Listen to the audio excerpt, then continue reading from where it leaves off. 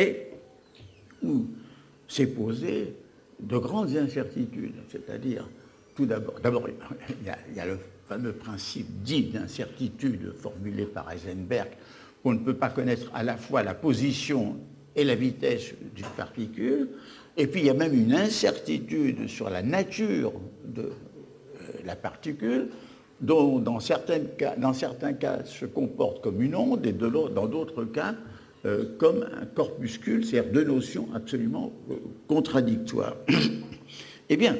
en dépit de ces incertitudes fondamentales, la physique quantique a su les affronter, non pas les éliminer, mais travailler avec elles à des niveaux. Et justement, ce travail a permis que, bien que basé sur des incertitudes fondamentales, l'électronique, tout ce qui est sorti de la microphysique aujourd'hui,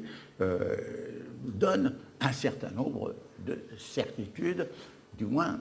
au niveau où elles peuvent se situer. Alors, on peut dire aussi que l'incertitude a surgi dans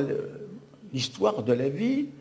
avec la conception de Darwin, car je le rappelle, Darwin a fondé l'évolution sur la conjonction de deux facteurs.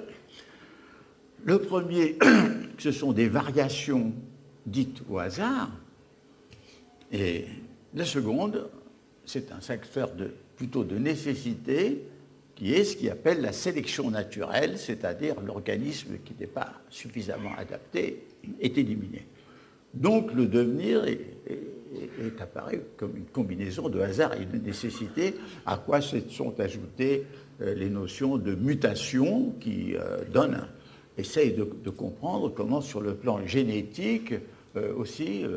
ces mutations qui apparaissent par hasard, semble-t-il, peuvent elles-mêmes être sélectionnées ou logées. On peut dire qu'en plus, et de façon plus récente, il n'y a pas eu simplement que ces facteurs évolutifs, on s'est aperçu que de grandes catastrophes ont totalement perturbé et modifié l'essence de l'évolution. La première à la fin du secondaire, en supprimant 90% des espèces existantes, et aussi la prise de conscience du fait que la disparition des dinosaures plus tard n'est peut-être pas le fait d'une sélection naturelle, mais le résultat d'une catastrophe, que ce soit une éruption gigantesque ou un aérolithe, qui ait rendu l'atmosphère impossible pour ces pauvres dinosaures, ce qui, du reste, a favorisé les petits mammifères, nos ancêtres, en leur fournissant une nourriture extrêmement abondante qui leur a permis de se multiplier. Et puis, on peut dire même que l'univers lui-même est entré dans de l'incertitude, puisque après, disons, 1960, après qu'il a... Tiens, oh, excusez-le, hein, il n'avait pas été fermé. Excusez-le. On croit qu'on est certain que tout se passera normalement, mais l'incertitude jaillit quand même. Et oui, alors, l'idée que notre univers n'était pas quelque chose de stable, d'immobile, mais était emporté dans un devenir à partir d'un événement originaire très difficile à concevoir, qui est le surgissement de la réalité énergétique et matérielle à partir de ce qu'on appelle aujourd'hui une sorte de vide. Donc l'univers qui jaillit comme un gigantesque choc thermique et qui évolue à travers des agitations, des collisions, des particules qui se créent, collisions qui en éliminent un grand nombre. On suppose que les particules de l'antimatière ont été victimes du premier génocide cosmique, c'est-à-dire des particules de matière. Et à travers tous ces mouvements, toute cette agitation, un univers se construit. Mais alors, on se rend compte que pour concevoir cet univers, du reste, dont le devenir dont le futur demeure très incertain. Aujourd'hui, les théories plausibles semblent être que l'importance de ce qu'on appelle l'énergie noire, qui est une énergie de dissociation, entraîne l'univers à sa dispersion et à sa dissolution, beaucoup plus forte que les énergies gravitationnelles qui tentent au contraire à le contracter. Mais ce que l'on peut dire, c'est que quand on se considère aussi bien le monde physique, le monde cosmique, le monde biologique, tout semble obéir à un jeu entre, d'un côté, l'ordre, c'est-à-dire un certain nombre de principes de stabilité qui s'apparaissent, sans lesquels il n'y aurait pas d'univers, qui serait un pur désordre, mais aussi de désordre, et qu'à travers ce jeu de l'ordre et du désordre apparaissent les premières organisations que sont les noyaux, puis les atomes, puis les astres, puis les molécules, etc. Donc,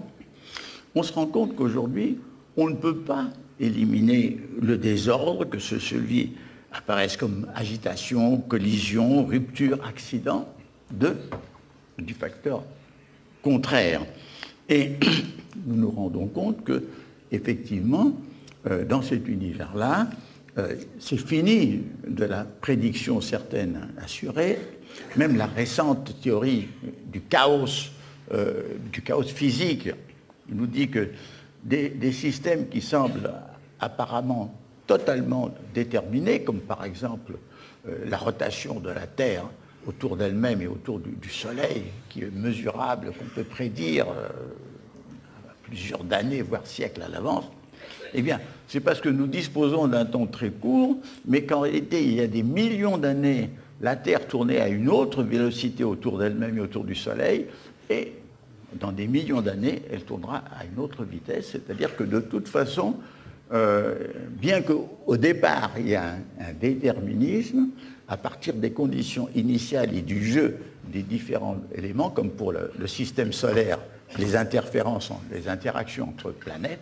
tout ceci fait que, effectivement, on arrive à des incertitudes quand on arrive à des problèmes de très grande ampleur. Et l'histoire avait essayé elle-même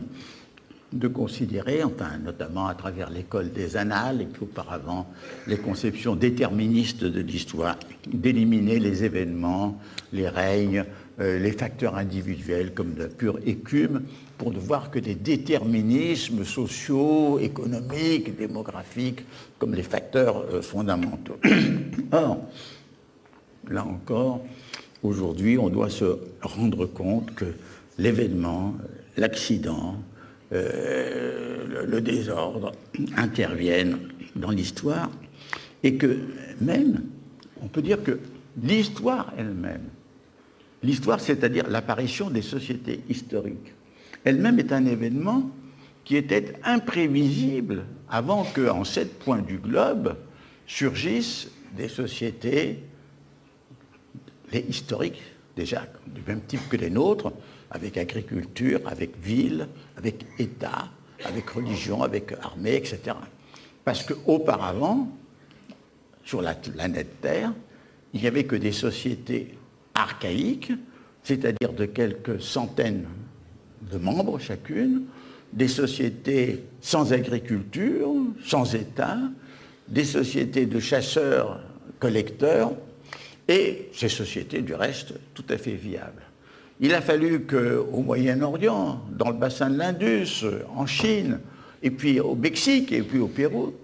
qu'il y ait eu des facteurs encore très mal connus pour que des sociétés se regroupent, peut-être sous l'égide d'une société conquérante, et qu'à ce moment-là, il s'opère une véritable métamorphose en des sociétés historiques, et nous sommes encore dans l'histoire. Donc, on peut dire que cette histoire qui semble tout à fait naturelle est un événement qui aurait été totalement imprévisible d'un observateur venu d'une planète lointaine, envoyé par son Centre national de la recherche scientifique, pour dire qu'il est totalement imprévisible d'un observateur venu d'une planète lointaine, envoyé par son Centre national de la recherche scientifique, pour dire